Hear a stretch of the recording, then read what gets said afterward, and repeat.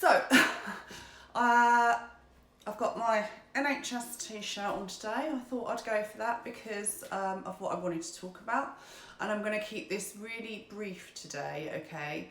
But I'm going to run this up until last one next Tuesday.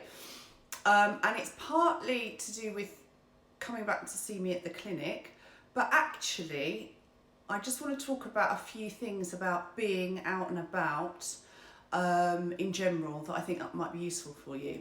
And today we're going to talk about masks, okay? So I don't want to patronise anyone out there, and you know, it might be that you know what you're doing, but I've seen some very, very strange practices out there. And I have to say, I've been guilty of sniggering at one or two. The man I saw at the bus stop recently wearing a pair of gloves, smoking a fag with his mask hanging around his chin was one. But you know what? The reason I'm doing this is because it's occurred to me that it's no wonder people are getting this wrong. We have never done this before. You know, if you live in somewhere like Hong Kong or Singapore or China, wearing masks is a really normal practice, you know, to prevent the spread of colds and flus and stuff like that. But for us, this is culturally not what we do. We're British, we you know, we're tough, we're strong, we get on with it, and we have never done this stuff before. So, you know, I've looked around and laughed a little bit, and then I thought to myself, actually that's really unfair, because, you know, how the hell are people supposed to know what to do? I went and trained to work at the Nightingale, and you know, you might not know this, but nurses and doctors have to be trained on how to put on PPE. You don't just walk in and put it on. There's a way to put it on, there's a way to take it off, and it isn't something that you just instinctively know because you're medical. And you know, in the same way, you don't instinctively know how to wear a mask properly, and nobody seems to be telling you. So that's what today's about. As I said, I don't want to patronise you, keeping it short and sweet, but I hope it might be helpful. So firstly, I had a quick check on the latest government guidance, just so that I'm not telling you the wrong thing. And it seems that as it stands, we are being asked to cover our faces if we are unable to maintain the 2 metre distancing.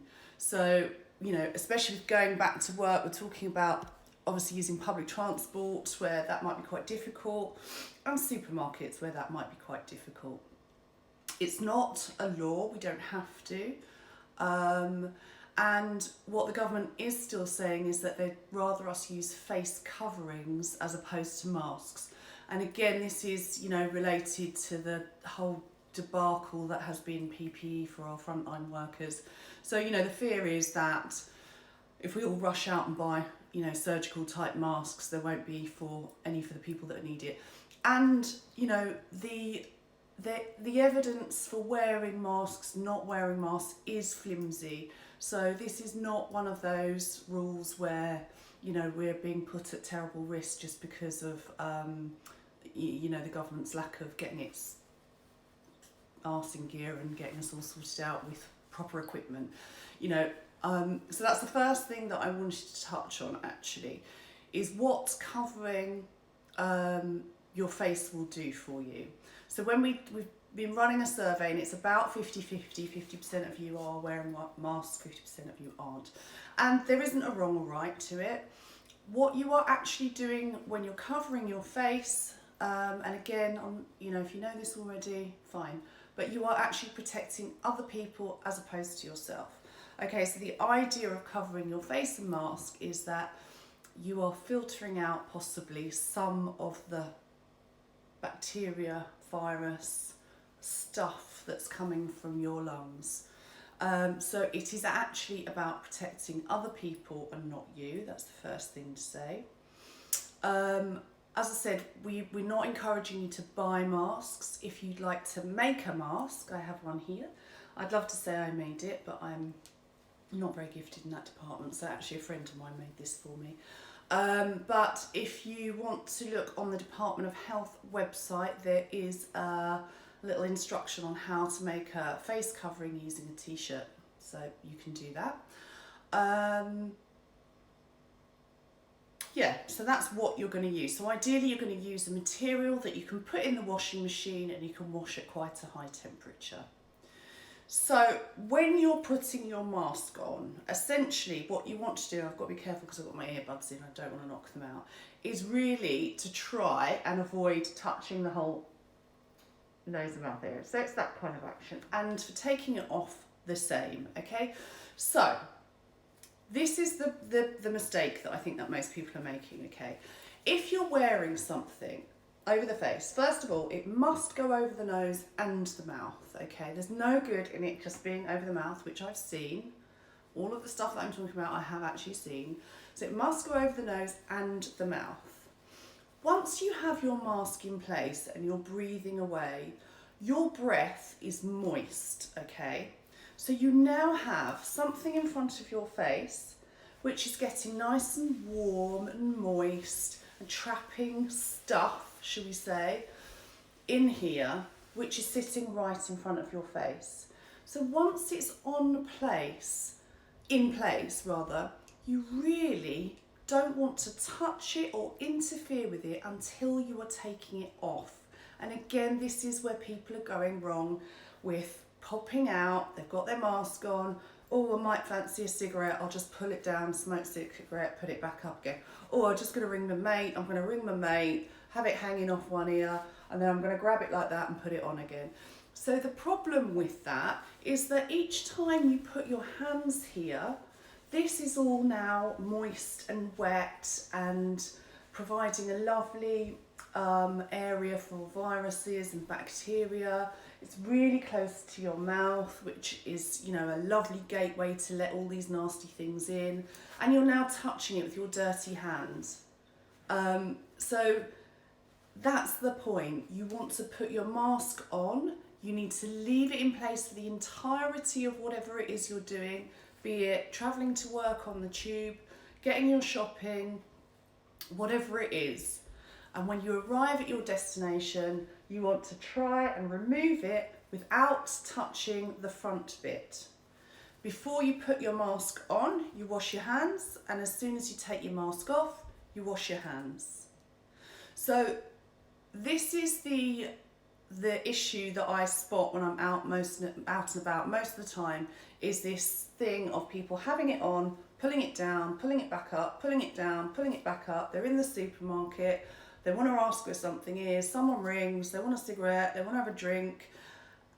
And the problem is that you are kind of giving yourself a false sense of security that you have this, and therefore, you know, you've got some kind of line of protection.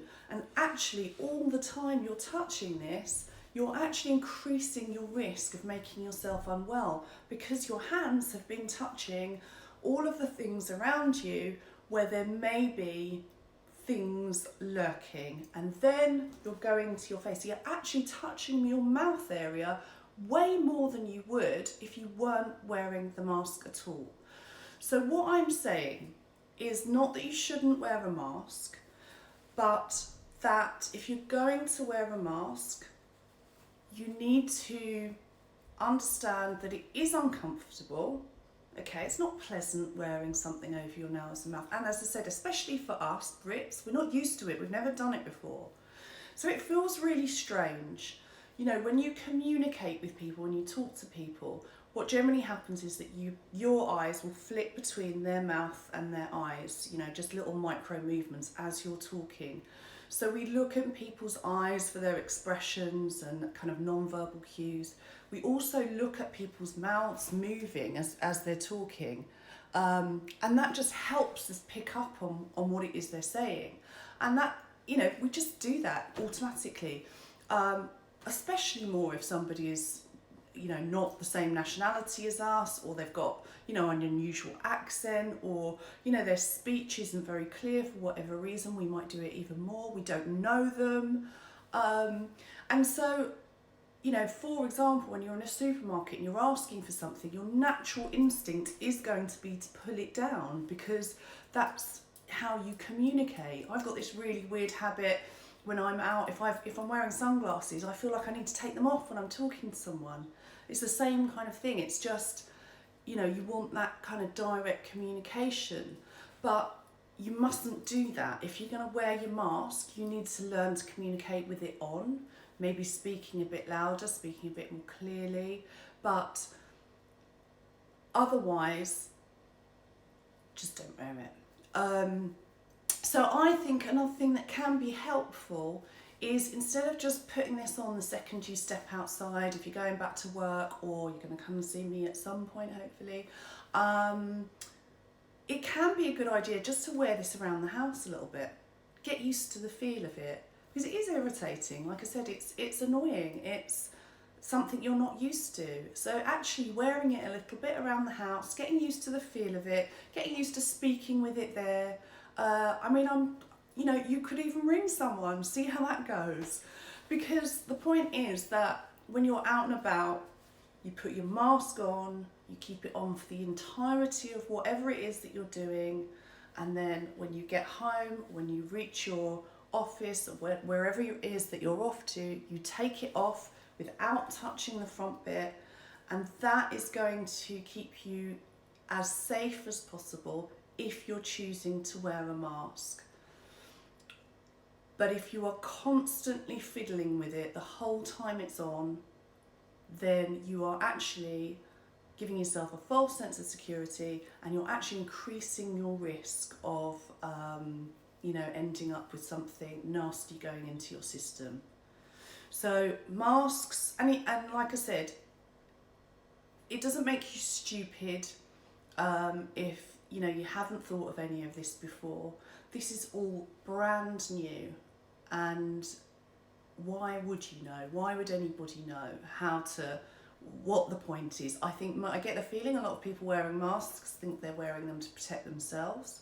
And again, how are you supposed to know any different? So face covering, if you want to make something, as I said, you can have a look at the government website. It's got a little step-by-step on how to make your own face covering. You can literally use a scarf, use something to wrap around your mouth and your nose. You don't need to be buying surgical type masks. It's really a waste of money. I really strongly recommend you don't do that. If you're going to wear your mask, you want to try and touch the front of it as little as possible. So you want to try and put it on around the ears, leave it on for the entirety of your trip. When you arrive at your destination, you're going to remove it again from around your ears.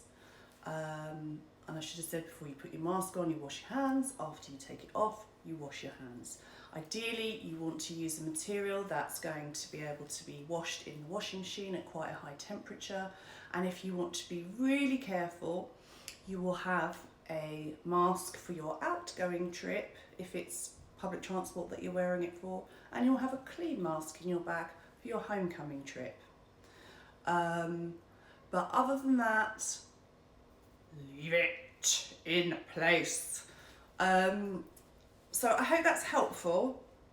As I said, you know, I think there's a lot of people doing funny old things with these masks out on the street, but I think it's completely and utterly understandable. And so share the knowledge, let other people know, ask them if they know. It's not, you know, we've got to help each other out. This is the era that we're living in, okay? So it's not about being patronising or showing off, but if you see someone you know, probably not someone you don't know because they might punch you, but maybe someone you know, someone in your family, just let them know, you know, by the way, this is what you're meant to do, okay? Tomorrow I'm going to come back at 2.